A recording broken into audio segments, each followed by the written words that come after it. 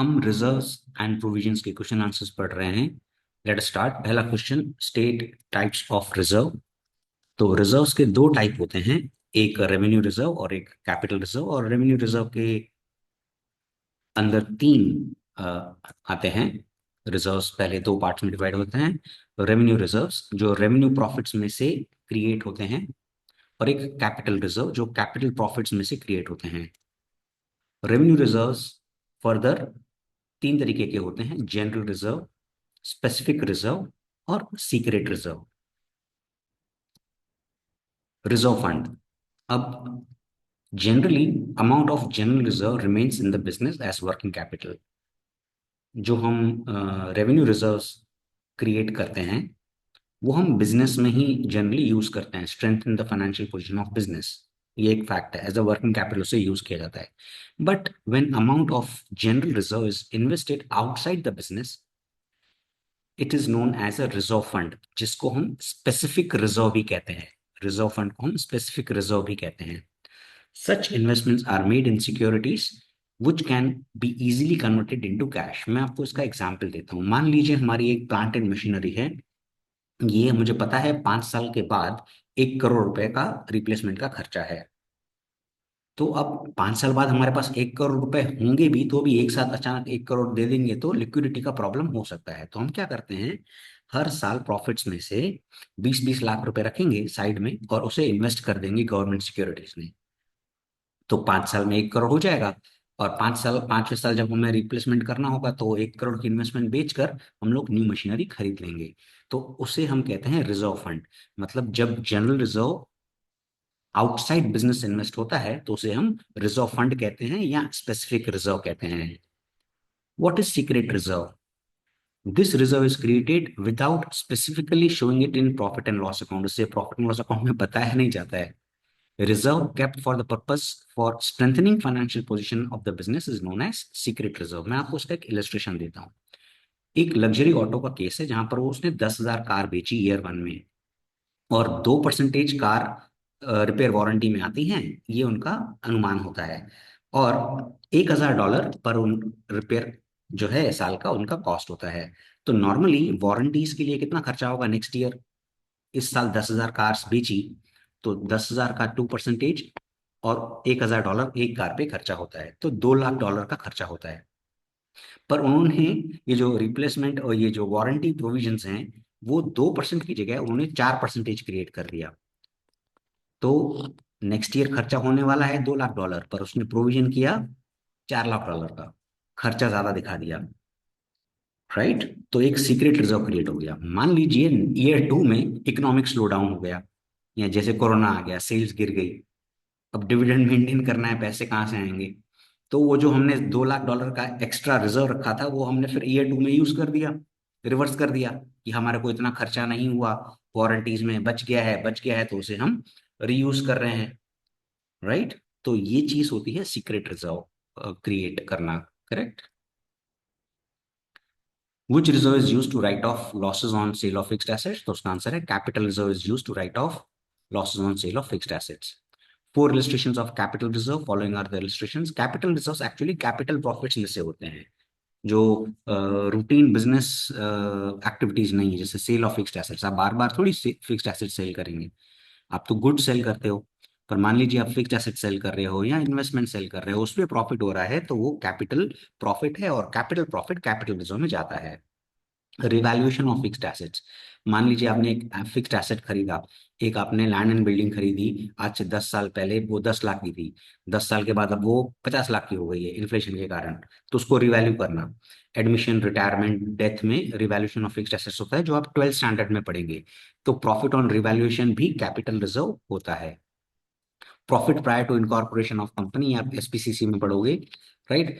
Company incorporate ही नहीं हुई है, उससे पहले का प्रॉफिट हो सकता है, yes there is a possibility.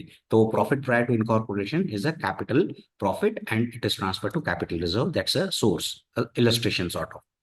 Premium on issue of shares and debentures by a company. जब हम फेस वैल्यू, मान लो मेरे कंपनी के शेयर की फेस वैल्यू ₹100 है, वो मैं इशू कर रहा हूँ 125 पर, और लोग खरीद रहे हैं, तो ये जो प्रीमियम है ₹25, वो कैपिटल रिजर्व का इलस्ट्रेशन है। प्रोविजंस का इलस्ट्रेशन है। प्रोविजन क्या होता है? ऐसी चीज जो हम एक्सपेंस या लायबिलिटी या लॉस के लिए रखते हैं, जो होना सर्टन है कि एक्सपेंस होगा, लॉस होगा या लायबिलिटी होगी, पर कितना है होगा वो सर्टन नहीं है, उसके लिए प्रोविजन रखा जाता है। जैसे provision for bad and doubtful debts, bad debts होंगे, कितना होगा पता नहीं है, तो प्रोविजन रखा जाता है। Provision for discount reserve on debtors, अगर हमारे को डेटर्स टाइम पे पेमेंट करेंगे तो हम उनको डिस्काउंट देंगे, पर कितने डेटर्स टाइम पे पेमेंट करेंगे वो पता नहीं है, तो वो एक प्रोविजन है। डेप्रिसिएशन प्रोविजन, एसेट ज्यादा चलेगा ज्यादा डेप्रिसिएशन होगा, कम यूज हो कम, सपोज ऑर्डर नहीं मिले, मैं प्लांट बंद था, तो डेप्रिसिएशन कम होगा। प्रोविजन फॉर वर्कमैन ग्रेच्युटी, ये भी एक प्रोविजन है। अब इसमें हमें इलस्ट्रेट करना है कि कौन सा रिजर्व है और कौन सा प्रोविजन है। तो मैं अभी आपको रिजर्व्स के साथ स्पेसिफिकली वो कौन सी चीज है वो भी बताता जाऊंगा। जैसे बैड डेट्स रिजर्व एक प्रोविजन है, तो ये रिजर्व शब्द से अटक मत जाना, bad debts reserve is a provision. Okay, it is against a loss, bad debts is a loss, उसके अगेंस्ट रखा जाता है तो प्रोविजन। लॉस एक्सपेंस लायबिलिटी, इनके अगेंस्ट रखा जाए तो प्रोविजन। डिबेंचर रिडम्पशन फंड, अब डिबेंचर रिडम्पशन फंड एक रिजर्व है। डिबेंचर को रिडीम करने के लिए, हमारी ये एक लॉन्ग टर्म लायबिलिटी है, उसको रिडीम करना है, कंफर्म है, तो हम रिजर्व रखते हैं। और ये रिजर्व में भी स्पेसिफिक रिजर्व है, रिजर्व में भी स्पेसिफिक रिजर्व है, हमारे रेवेन्यू प्रॉफिट्स में से हम लोग रखते हैं। डेप्रिसिएशन फंड प्रोविजन है एक्सपेंसेस के against. Workers accident compensation fund reserve है, अगर एक्सीडेंट होगा तो उस पैसे में से उस फंड में से हम खर्चा कर लेंगे। ये 12th स्टैंडर्ड में बहुत काम आएगा। वर्कर एक्सीडेंट कंपनसेशन फंड एक रिजर्व है।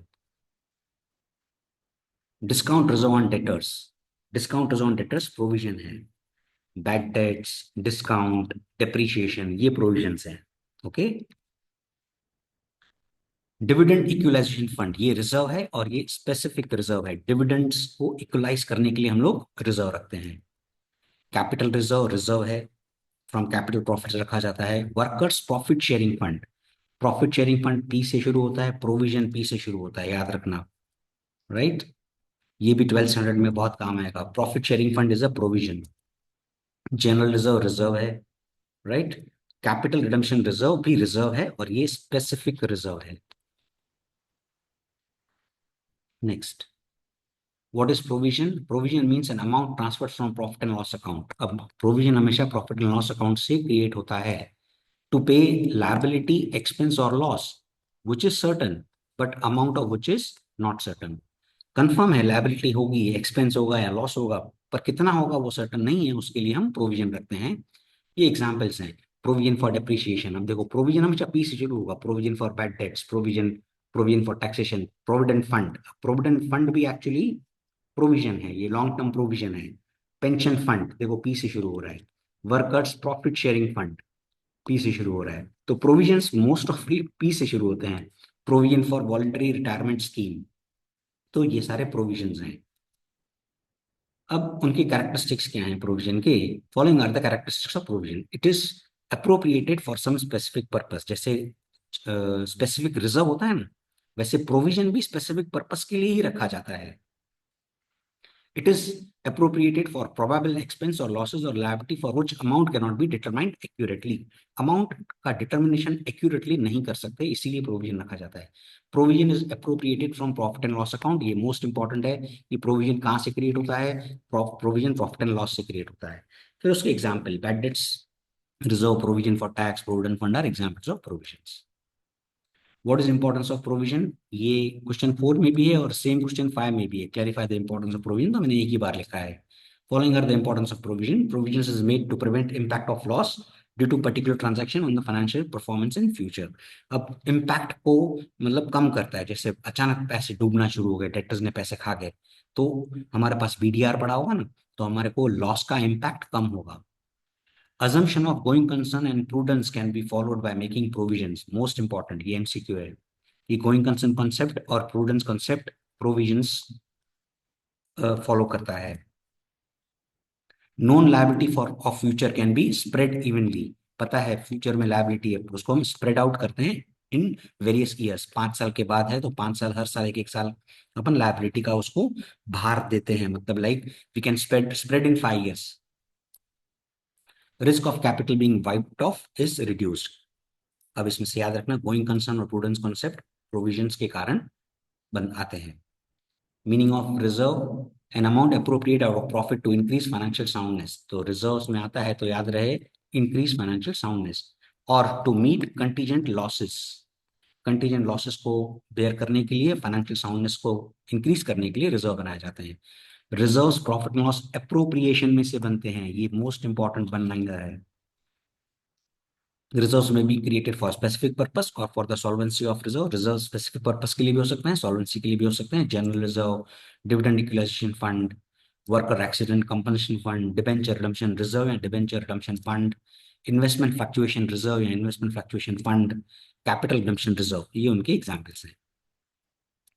Importance of reserve, financial solvency increases, uncertain और contingent expenses can be met if there is sufficient reserve. अचानक कोई खर्चा आ गया तो अपन रिजर्व हो गए तो हम उसको बेयर कर सकते हैं। Reserve can be used to honour long term liabilities. जैसे डिबेंचर्स को रिडीम करना है, हमने डिबेंचर्स है ना, हमने लोन लिया है तो हमें डिबेंचर्स रिडीम करना है, तो उसके अगेंस्ट हम डिबेंचर रिडम्पशन रिजर्व क्रिएट करते हैं। भाई आज से 5 साल के बाद मुझे 20 लाख रुपए देने हैं, तो मैं डिबेंचर रिडम्पशन रिजर्व 4 लाख का क्रिएट करूंगा। तो 4 लाख 4 लाख 5 साल में 20 लाख हो जाएंगे और 5 साल के बाद में उनको 20 लाख रुपए दे दूंगा। Company can maintain dividend year after year by using reserve. Reserves are created to fulfil statutory requirement. जैसे कंपनीज एक्ट 1956 में एक प्रावधान था कि अगर आपको डिविडेंड प्रपोज करना है इन एक्सेस ऑफ 20%, तो 10% करंट प्रॉफिट्स का रिजर्व में ट्रांसफर करना है तो ही डिविडेंड दे सकते हो। ये प्रावधान कंपनीज एक्ट 2013 में सेक्शन 123 में निकाल दिया है, पर 1956 में था कि स्टैट्यूटरी आपको अभी भी जर्नलिज्म में ट्रांसफर करना है, पर ये जो परसेंटेज है ना, वो उन्होंने उनका लिबर्टी दे दिया है सेक्शन 123 ऑफ कंपनीज एक्ट में। तो कभी कभी रिजर्व्स को हम स्टैट्यूटरी रिक्वायरमेंट्स को फुलफिल करने के लिए भी बनाते हैं। What is specific reserve state its type.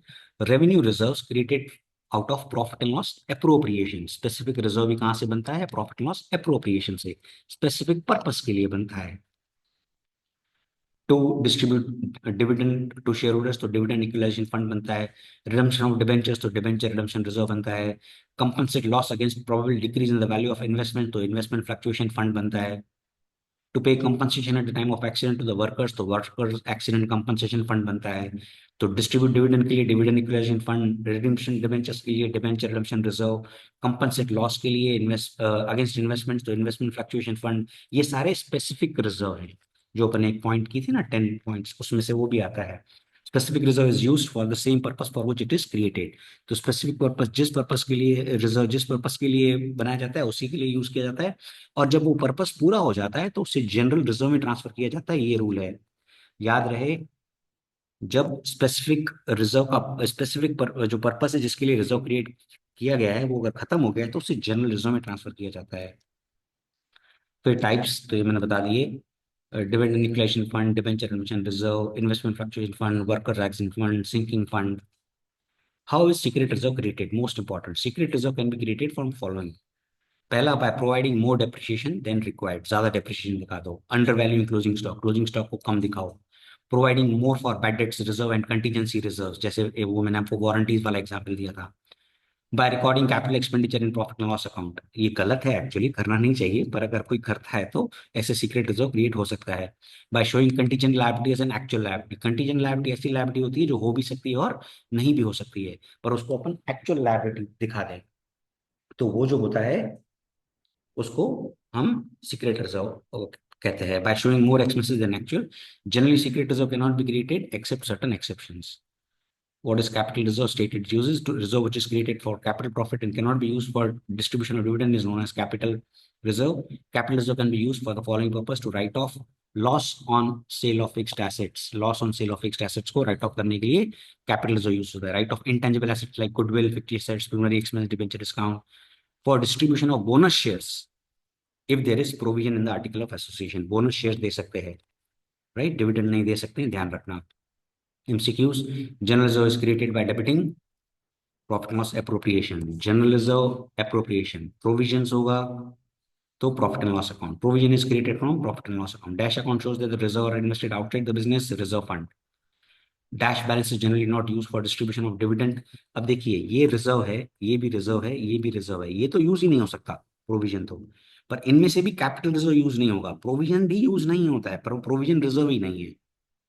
तो अभी इसके दो आंसर्स हो सकते हैं, टेक्स्ट बुक में डी दे रखा है पर बी भी आंसर है।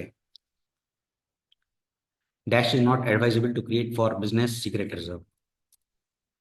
ये इसके एमसीक्यूज हैं अपना सेल्फ लर्निंग के। Dash can also be created if there is a loss. Provision, provision तो रखना ही है, लॉस हो तो भी। Dash can be created when there is profit only. Reserves, dash is the order of creating reserves and provision. तो पहले provision रखा जाता है फिर रिजर्व रखा जाता है, याद रहे, ऑर्डर में पहले प्रोविजन फिर reserve. Dash is created to meet probable expense losses and liability. Provisions, expense loss liability, ELL, provisions. assumption of going concern prudence मैंने बताया था, provisions. Dash is created to strengthen financial position of business, reserve.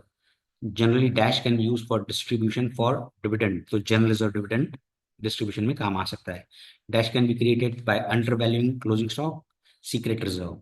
Dash is the life line of business in emergency situation, general reserve. Profit arise on the sale of goods, normal course of business is called as revenue profit. Sale of goods is called as, no, it's wrong, it's a revenue profit is correct, क्योंकि arise out of the sale of goods है।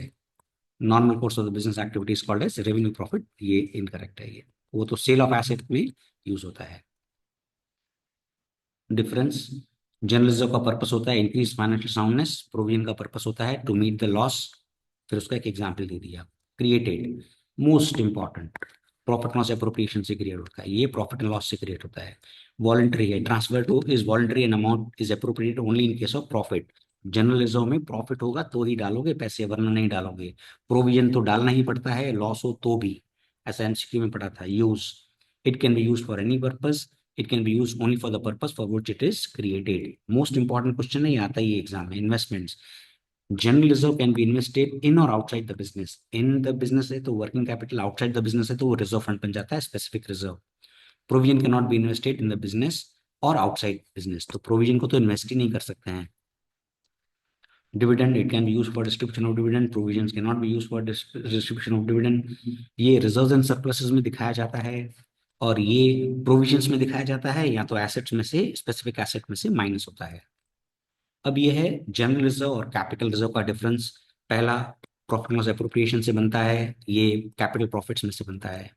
फिर general reserve can be use for purpose for which, for the growth of the business और distribution of dividend, ये capital loss को right of करने के लिए, goodwill right of करने के लिए, इफेक्टिव एसेट्स को राइट ऑफ करने के लिए।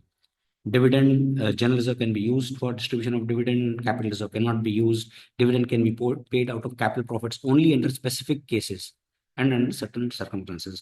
Bonus shares दे सकते हैं, और generally capital reserve cannot be used for giving bonus shares generally, but in adverse situations they can give bonus shares as well. Wish you good luck.